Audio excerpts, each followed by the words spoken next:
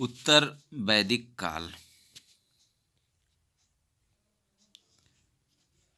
उत्तर वैदिक काल में यज्ञीय कर्मकांडों में जटिलता एवं भव्यता आ गई।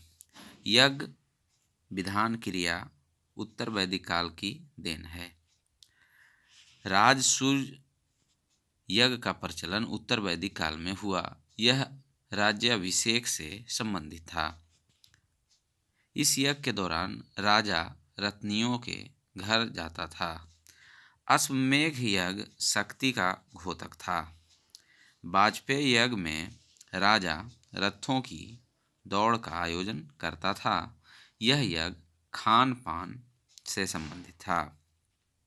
अग्निष्टोम यज्ञ में अग्नि को पशु बलि दी जाती थी। पूषण ऋग्वैदिक काल में पशुओं के देवता थे, जो उत्तर वैदिक काल में शूद्रों के देवता हो गए। उत्तर वैदिक काल में इंद्र के स्थान पर प्रजापति सर्वाधिक प्रिय एवं महत्वपूर्ण देवता हो गए। उत्तर वैदिक काल में प्रजापति सृष्टि के रचयिता, विष्णु विश्व के रक्षक एवं पूषण शूद्रों के देवता थे। अर्थवेद के अनुसार राष्ट्र राजा के हाथों में तो हो तथा राजा और देवता मिलकर उसे सुदृढ़ बनाएं। उत्तर वैदिक काल में ही सर्वप्रथम गोत्र आश्रम व्यवस्था का उल्लेख हुआ। आश्रम व्यवस्था को देखेंगे। आश्रम व्यवस्था की स्थापना उत्तर वैदिक काल में हुई। छंदोग्य उपनिषद में केवल 3 आश्रम का उल्लेख है।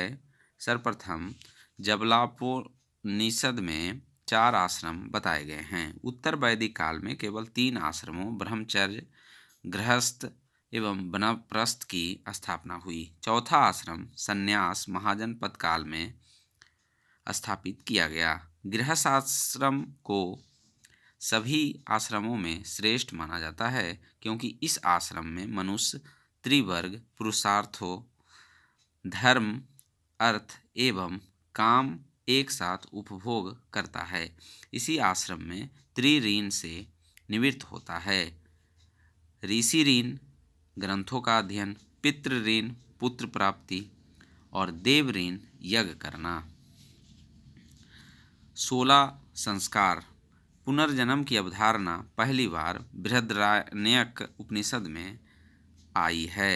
ऐतरेय ब्राह्मण में चारों वर्णों के कर्तव्यों का वर्णन मिलता है और उत्तर वैदिक ग्रंथ छंदोग्य उपनिषद में 3 आश्रमों ब्रह्मचर्य, गृहस्थ तथा वानप्रस्थ का उल्लेख मिलता है। उत्तर वैदिक काल में लोगों की जीविका का मुख्य आधार कृषि हो गई। उत्तर वैदिक काल में खेत जोतने के हल को सिरा तथा हल रेखा को सीता कहा जाता था। शतमान और निष्क उत्तर वैदिक कालीन मुद्राएं थी। भारत का सर्वाधिक प्राचीन दर्शन सांख्य दर्शन है, जिसमें प्रकृति को मूल कहा गया है। प्रथम बार पक्की ईंटों का प्रयोग उत्तर वैदिक काल के कौशाम्बी नगर से मिला। वेद, उपवेद और उनके रचनाकार। ऋग्वेद के उपवेद हैं आयुर्वेद, रचनाकार धन्वंतरि। यजुर्वेद धनुर्वेद और इसके रचनाकार हैं विश्वामित्र। सामवेद के उपवेद गंधर्व वेद और भरत मुनि रचनाकार। अथर्ववेद शिल्पवेद और विश्वकर्मा इनके रचनाकार हैं। आगे देखेंगे वेदों के ब्राह्मण, आरण्यक और उपनिषद।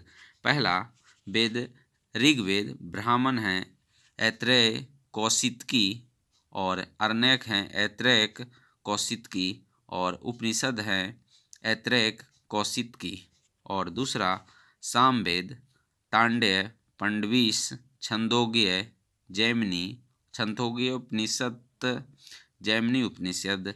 और तीसरा यजुर्वेद तैत्तिरीय शतपथ, तैत्तिरीय शतपथ और तैत्तिरीय बृहदारण्यक, ईशोपनिषद। और चौथा अथर्ववेद गोपथ और उपनिषद हैं मुंडको उपनिषद।